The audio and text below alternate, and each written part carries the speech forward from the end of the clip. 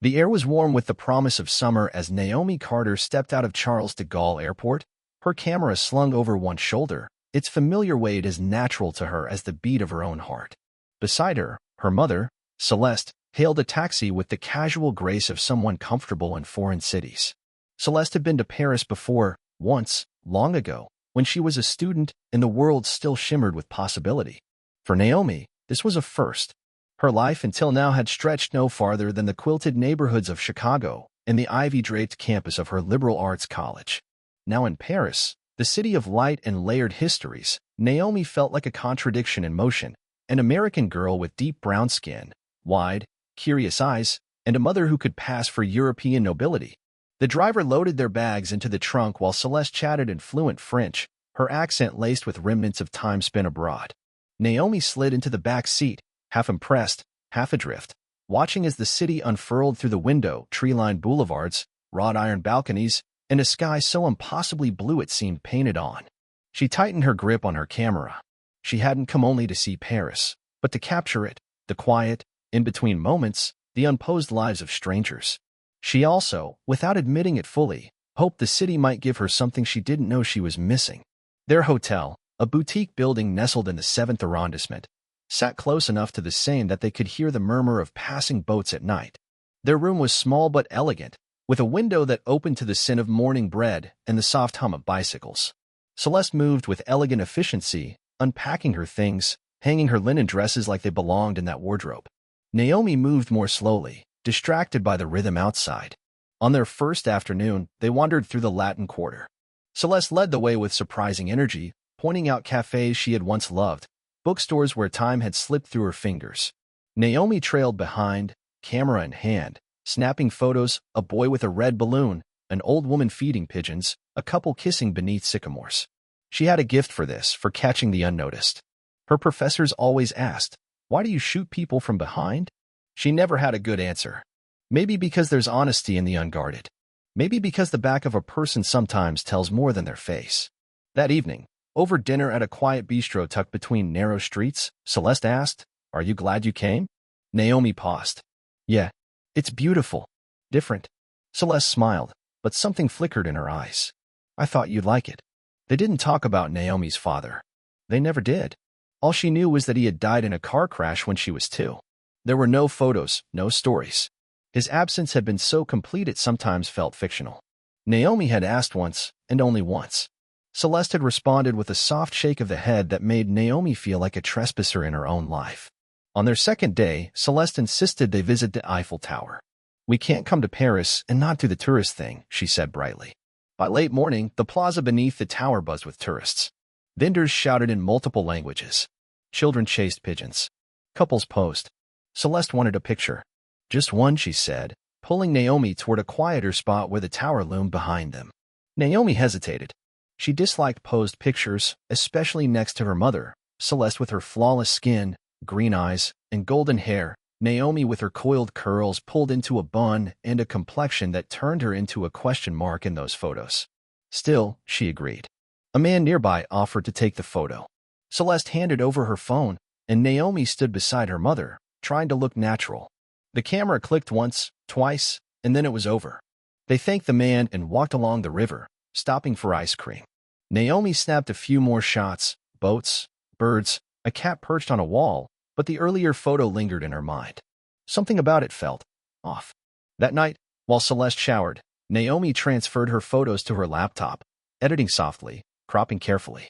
When she opened the Eiffel Tower photo, her eyes drifted to the background. Just behind her mother stood a man, tall, dark-skinned, broad-shouldered, wearing a gray coat despite the heat. He held a cane and stared directly at the lens. Naomi's breath caught. She zoomed in. His expression was unreadable, but his eyes were sharp. Too sharp. She opened a private folder on her laptop, one she rarely touched. Inside was a scan of a single old photo, a younger Celeste, a baby in her arms, and beside her, a serious-looking man with deep brown skin and a faint scar above his eyebrow. She pulled the two images side by side. The scar. Same place. Her heart thundered. It couldn't be. Her father was dead, but the man in the photo was real. Alive. Celeste exited the bathroom, humming. Naomi shut her laptop quickly. She wasn't ready. That night, she didn't sleep. Her mind spun. If the man was who she thought he was, what did that mean? Had her mother lied? Had her father faked his death?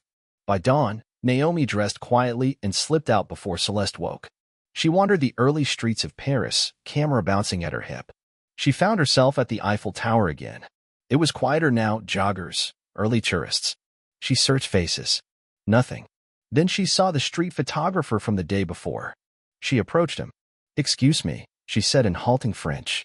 "You were here yesterday, yes?" He nodded. "Did you see a man? Tall, black, cane?" "Watching." He studied her, then shrugged. "Oui. He comes often. Same time. Never speaks. Just watches." "Watches what?" He gestured vaguely. "Everything. Everyone." Her heart raced. "Do you know where he goes?" "No," he said. "He disappears." The next 2 mornings, she returned. Nothing. On the third, he was there. Standing near the river, same coat, same stillness. She froze. He turned. Their eyes met. Naomi felt the world tilt. He turned and walked away. Naomi followed. He moved slowly with his cane. She stayed half a block behind. He entered a cafe with a faded awning. Naomi waited, then stepped inside. He sat in the back, reading a newspaper in English. She approached and sat across from him. He looked up. Older than in the photo, but still him. "Good morning," she said, too loudly. "Morning," he replied. "American. Familiar.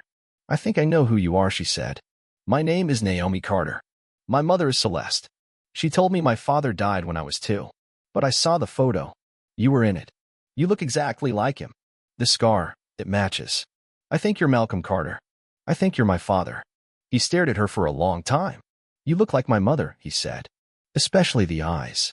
She was a good woman. So it's true." He nodded. "I never thought I'd see you. Why didn't you come back?" He sighed, then told her everything: New York, corruption, threats, a break-in. He'd refused to testify. Witness protection. No contact. "I watched from afar. Saw your graduation photo. You looked happy." Naomi pressed her hands to her face. "She never told me. She was protecting you. And herself." They sat in silence. "I should go," Naomi said. He handed her a slip of paper. "If you ever want to talk again. I'm usually here in the mornings." She left, wandered for hours, returned to the hotel.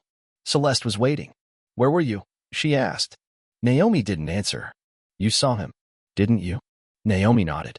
"I asked you one thing. To leave the past alone. It's my past, too." Celeste sat heavily. "I did what I had to. I was scared. I didn't want you growing up in fear." Naomi sat beside her. "I'm not afraid, but I need to know the truth." Celeste told her everything. The love, the pregnancy, the threats, the offer, the goodbye. "They said you'd be safer if he disappeared. So you let me believe he was dead. I didn't know what else to do. I don't know if I forgive you," Naomi said, "but I want to understand." Later, she returned to the cafe. Malcolm was there. They talked. She learned he had followed her life from afar, seen her photos in an art exhibit, kept a photo of her as a toddler. He handed her a worn leather notebook. "Memories. Letters I never sent." She held it tightly. The next morning, Celeste left early. "I think you need time. With yourself. With him." Naomi hugged her mother. They didn't say more. Days passed. Naomi wandered Paris. Sometimes alone, sometimes with Malcolm. They shared stories. He gave her his old film camera. He took a photo of her by the bridge. One night, Naomi passed a gallery. Inside, a black and white photo caught her breath. A little girl by a fountain. Her. Untitled number 23. Paris 2006. The curator remembered Malcolm. He submitted those as memories. Left no contact. Naomi printed her own series. Quiet Moments of Paris. She called it in the background.